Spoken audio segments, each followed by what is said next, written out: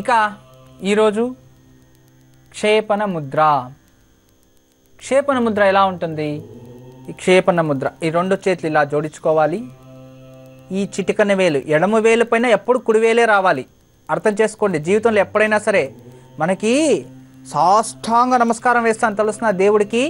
సాష్టాంగ అంటే అష్ట అంగాలు, మన 8 అంగాలు దేవునికి సమర్పితం చేసినప్పుడు ఎనుకున్న కుడికాలని ఎడమ కాళ్ళ పైన ఇలా అముక్కోవాలి. ఇలా ప్రెస్ చేసి నమస్కారం చేస్తూ ఉంటాం. అంటే కుడికాల పాదాన్ని ఎడమ కాళ్ళ పైన పెట్టి ఇలా నమస్కారం చేయాలి. ఆడవాళ్ళైతే 2 మోకాళ్ళు చేసి ఇలా ఒక్కుతారు కదా, అప్పుడు అంతే.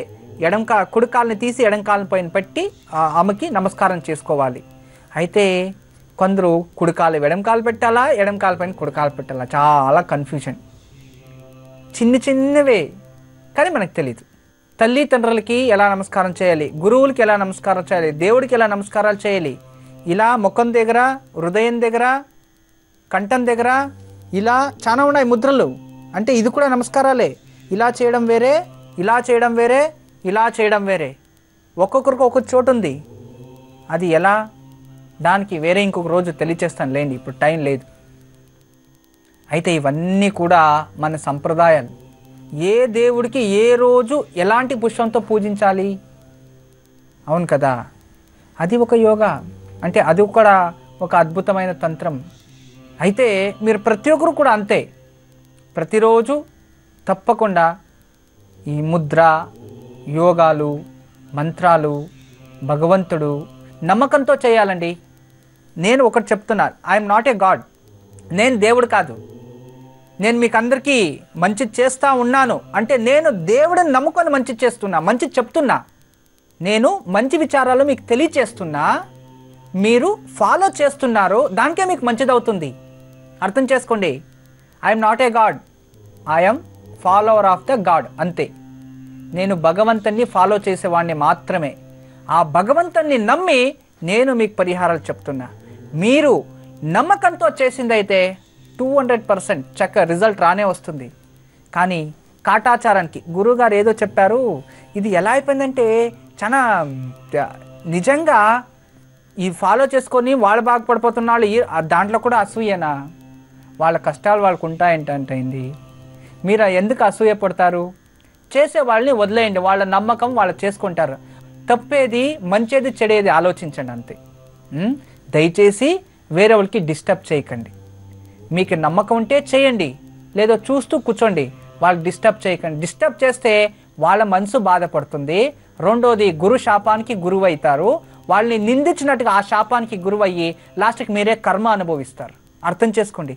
కర్మ మనం తెలుసుకునే చేస్తే కాదు, ఇలా చేస్తే కూడా కర్మ వచ్చేస్తుంది. దానికే వినాశకాలే విపరీత బుద్ధి అని పెద్దవాళ్ళు చెప్పారు. ఉత్తనే కాదు, గొప్పవాళ్ళు ఏం చెప్పినా కూడా దానికి విశేషమైన కారణాలు ఉంటాయి.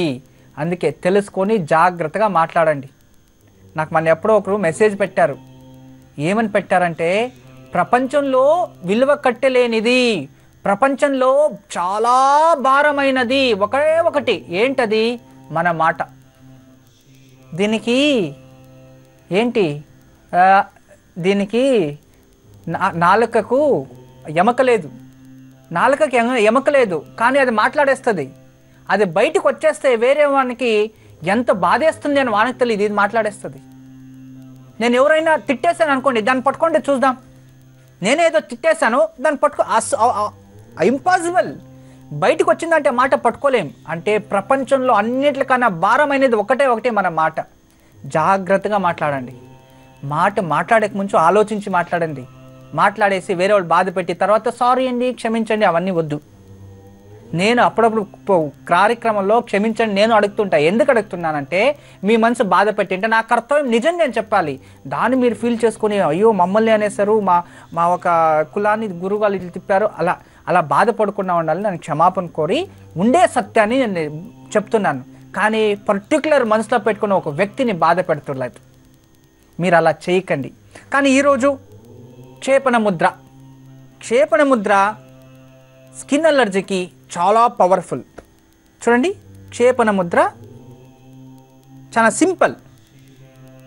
ఈ వేళ్ళ అన్ని చేర్చుకొని దీన్ని ఇలా పట్టుకొని ఎడం వేలు పైన ఇలా చూసుకోండి, ఇదే క్షేపణ ముద్ర.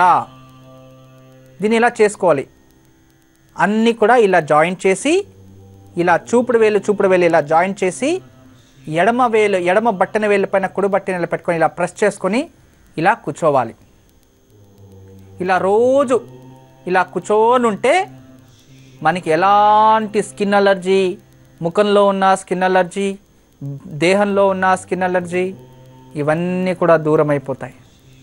ఇంకా ఎలాంటి దీనివల్ల ఉపయోగాలు ఉన్నాయో ఇప్పుడే వచ్చి తెలియచేస్తా. అంతవరకు ఈ ముద్రను అలాగే కూర్చొని చేస్తూ ఉండండి.